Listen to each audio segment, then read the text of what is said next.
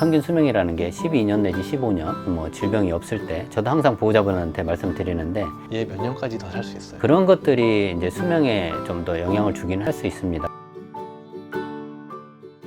치료를 하는 과정에 있어서 이제 약물 치료가 아까 말씀하셨잖아요. 그럼 약은 어떻게 먹고 뭐 간격은 보통 어떻게 먹고, 왜냐면 이게 결국에는 보호자가 평생 약을 먹어야 된다는 그 부담감 때문에 이렇게 생각하시는 분이 많아요. 좀 늦게 시작하면 어떨까요? 한 번 시작하면은 평생 먹어야 되니까 조금 더 이따 시작하면 어떨까, 이런 보호자가 되게 많거든요. 근데 저는 약을 일찍 시작했으면 하는 주의고, 왜냐면은 표현을 못 하기 때문에 조기 진단이 됐을 때 바로 관리를 해야 기대 수명이 늘어난다고 평가를 하거든요. 근데 보호자분들은 그렇게 생각하시는 분이 많아요. 평생 먹어야 되기 때문에 늦췄다 먹으면 어떻겠냐 얘기하시는데 어떻게 생각하세요? 보호자분들이 가장 일반적으로 하시는 질문이고, 또 하나는 이제 사람에 비유해서 또 많이 질문하시는데, 심장병은 이제 우리가 그 여러 가지 검사를 통해서 임상 증상이나 검사 결과를 가지고 이제 단계로 나뉘는데, 미국 내과 수의학협회에서 이제 나눠주는 기준으로 보면 보통 한 4가지 정도로 이렇게 그레이드를 나눠놨는데, 뭐 엑스레이라든가 심초음파, 그 다음에 임상 증상, 이런 것들을 고려해서 그레이드를 나누게 됩니다. 그래서 보통 A, B, C, D 뭐 이렇게 나뉘게 되는데, 보통 우리가 인지할 때는 C 단계에서부터 우리가 확인을 하게 되는데, 진행은 A, B, C, D 이렇게 진행이 되기 때문에 처음부터 증상이 조금씩 기침이라든가 이런 게 있으면 B 단계로 우리가 보는데, 그것도 이제 약을 먹어야 되냐 말아야 되냐 이 부분에 대해서는 수의사들 사이에서도 논란의 여지가 좀 있긴 한데, 그 전에 이제 우리가 심장약 같은 경우에는 혈압약이나 이뇨제, 뭐 심근 수축력약 뭐 이런 것들을 기본적으로 사용하게 되는데, 많이 걱정하시는 게 이뇨제예요. 네, 이전제. 예, 보호자분들이 이뇨제를 먹으면 계속 용량을 늘려야 되고, 얘가 이것 때문에 콩팥이 망가지지 않냐, 거기에서 딜레마를 되게 많이 하시거든요. 그리고 실제로 수의사들도 그걸 처방하는 과정에서 많이 고민도 하잖아요. 맞아요. 예, 그래서 저희들끼리는 이렇게 저울을 관리하듯이 관리한다고 얘기하는데, 그 부분 어떻게 생각하세요? 이뇨제를 쓰는 부분에 대해서? 보통 이제 이뇨제 작용이 혈압을 낮춰주는 작용도 있고, 그 다음에 심장에 있는 부하를 좀 줄여주는 그런 이뇨작용 때문에 그런 작용도 가지고 있는데, 실은 이제 이뇨제 같은 경우에는 심장의 사이즈가 좀 커졌다든가 이런 부분들이 있어서 지시사항이 있으면 사용을 할 필요가 있습니다. 근데 이뇨제 같은 경우에는 상대적으로 이뇨제를 사용함으로써 발생하는 전해질 불균형이나 콩팥 질환들을 야기할 수 있기 때문에 용량을 저농도, 그러니까 낮은 농도부터 이렇게 시작을 하게 되는데, 1주나 2주에 한 번씩 심장 수치나 전해질을 평가하면서 관리하면 괜찮을 거라고 생각하고, 이뇨제를 반드시 꼭 안 쓴다 이런 것보다는 사용은 하긴 하되 필요할 때는 꼭 사용을 하고, 사용을 하면서 정기적인 혈액 검사를 통해서 우리가 도움을 받을 수 있다고 생각이 됩니다. 부원장님께서 말씀하시는 것처럼 이뇨제에 대해서 걱정을 되게 많이 하시는데, 이뇨제를 꼭 써야 되는 상황에서 심장병은 써주는 게 맞아요. 그렇지 않은 경우는 이제 결국엔 모니터를 하면서 하는 거고, 이뇨제에 대해서 너무 걱정을 안 하시고 제대로 진단이 된다면은 이뇨제를 쓰는 것은 오히려 심장에 도움이 될 수 있다, 이렇게 정리하면 되겠죠. 네. 보호자가 또 수의사들한테 얘기하는 거죠. 얘 몇 년까지 더 살 수 있어요? 이거 심장병 진단이면 얘 몇 년 더 살 수 있어요? 그래서 제가 항상 얘기해요. 저도 모릅니다.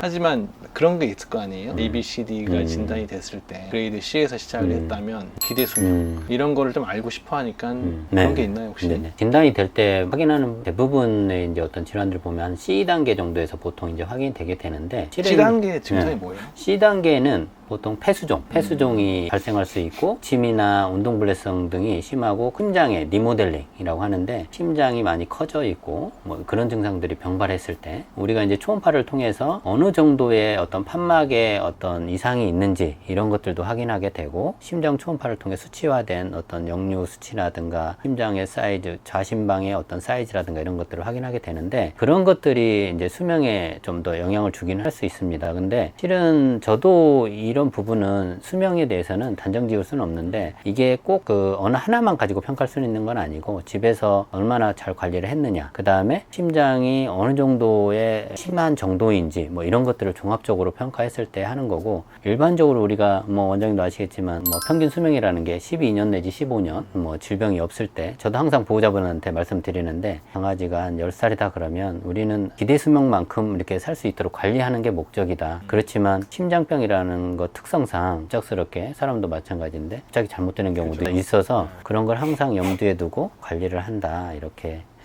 저도 궁금한 거긴 하지만 비만하고 연관이 많이 있나요? 사람은 살 빼라 많이 하고 혈압 관리하라, 몸에 좋은 영양제 먹고 혈관 관리하라 하는데 그런 부분하고 관련성은 좀 어떤가요? 강아지 쪽은? 강아지들에 있어서 비만이 어떤 심장병하고 관련성이 있느냐 이런 부분은 이제 논문 같은 데 보면 의외로 그렇게 아주 심한 건 아닌데 그래도 영향은 좀 있다고 생각이 되고, 왜 그러냐면 비만이 되게 되면 아무래도 심장에 부하가 좀 많이 걸리기 때문에 심장에서 운동을 좀 더 많이 해야 되고, 그럼으로써 어떤 박출량을 더 많이 보내야 되기 때문에 활동할 때, 그래서 그런 것들도 좀 영향을 주고, 또 호흡할 때도 좀 부담을 주기 때문에 영향은 좀 있을 거라고 생각이 되긴 합니다. 그래서 뭐 심장병에 있어서 어떤 비만은 좋지 않은 인자다, 저희가 이렇게 생각을 하게 돼요.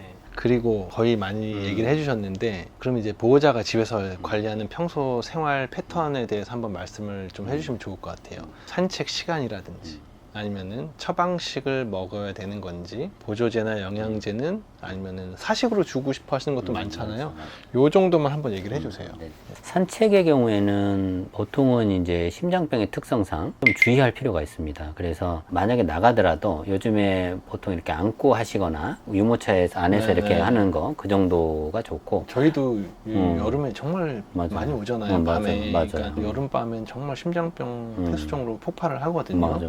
그러니까 그게 낮에 막 심장이 안 좋은 줄 모르고 막 산책을 열심히 맞아요. 시켰다가 이제 저녁에 대부분 심장이 힘들어하니까 맞아. 그때 이제 호흡 패턴이 빨라지고 맞아. 끈적끈적해지면서 실신이라든지 아니면 폐수종 증상으로 청색증으로 응급으로 내원하는 경우가 꽤 많거든요.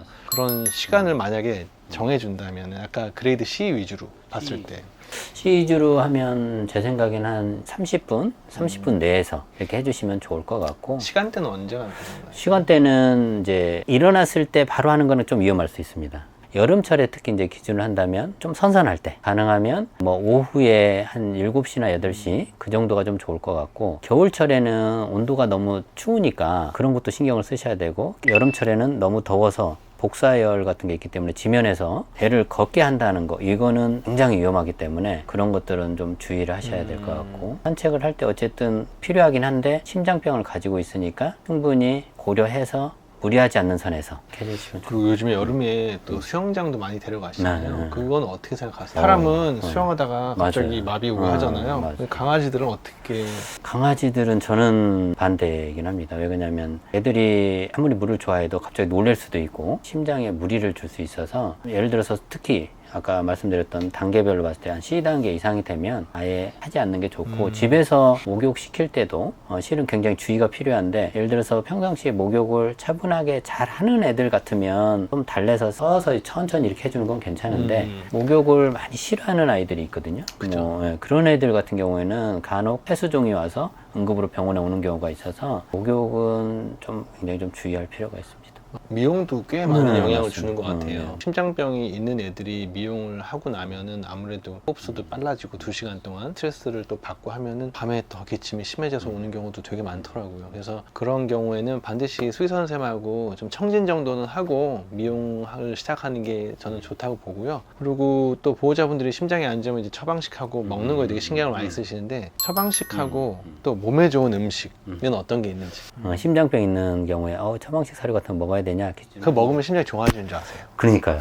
그래서 그게 가장 큰 문제. 그게 가장 큰 문제. 딱히 그렇지는 않고, 심장 처방식 사료 같은 경우에는 물론 이제 심장에 도움이 되는 성분도 있긴 하지만 나트륨 함량이 좀 낮은 경우가 대부분입니다. 그래서 혈액 검사를 했는데 나트륨 함량이 낮은 경우도 있거든요, 우리가. 그죠. 그런데 거기에다가 또 심장 사료를 먹게 되면 나트륨 수치가 더 낮아지기 때문에 굳이 그럴 필요는 없을 것 같고, 만약에 나트륨 함량 수치가 좀 높다 그러면 한번 고려해 볼 수는 있는데, 그래서 그것은 이제 절대적인 건 아니고 여러 가지를 고려해서 수의사 선생님하고 상담을 하면 될 것 같습니다. 그리고 또 집에서 줄 수 있는 간식하고 또 몸에 도움이 되는 영양제는 어떤 게 있을까요? 우리가 이제 사람 음식물을 가능하면 간식이나 이런 것들을 주지 말라고 하냐면, 이제 비만과 하나 연관되어 있는 게 하나가 있고, 뭐 피부 알러지라든가 그런 아토피 이런 것들과 관련된 경우에도 있어서 좀 주의하긴 하는데, 먹여도 도움이 되는 것 같은 경우는 심장병을 가지고 있는 애들 중에 이뇨제를 많이 먹기 때문에 또 이뇨작용이 좀 있는 그런 것 중에 이제 단호박이나 그런 것들은 좀 나을 것 같고, 또 양배추 뭐 이런 것들도 소량씩은 좀 먹으면 그래도 좀 도움이 되지 않을까 이런 생각이 좀 듭니다. 고구마는 어때요? 고구마도 보호자분들은 약간 어떤 보호자분들은 괜찮다고 하기도 하고 또 어떤 분은 근데 칼륨 수치가 조금 높은 경우도 있고 그래서 그거는 약간 상대적인 것 같은데 같은 탄수화물이면 호박이 낫다? 네, 그게 좀 나을 것 같고 만약에 주신다 고구마를 워낙 좋아한다 그러면 양을 좀 많이 줄여가지고 다른 맞아요. 고기보다 이런 거보다 나을 것 네. 같아요. 그래서 왜냐하면 이제 단백질이나 이런 것들이 어떤 콩팥이나 또 간에 좀 부담을 주기 때문에 왜냐면 제가 고구마를 여쭤보냐면은 고구마를 싫어하는 강아지는 없는 것 같아요. 제가 봤을 때는 네. 고구마의 어떤 탄수화물 성분이나 이런 게 대부분 줄 때 요만큼씩 안 주시잖아요. 거의 반 개. 맞아요. 그러고 나서 급성 췌장염이 꽤 많이 와요. 우리 경험을 해보면은. 그래서 특히 심장의 기능이 안 좋을 때는 전반적인 혈류 문제도 있고 췌장의 기능도 떨어져 있는 경우가 많기 때문에 그럴 때 이제 트리거가 될 수 있는 경우가 많잖아요. 맞습니다. 그래서 맞습니다. 그러면 그런 애들이 심장병이 있을 때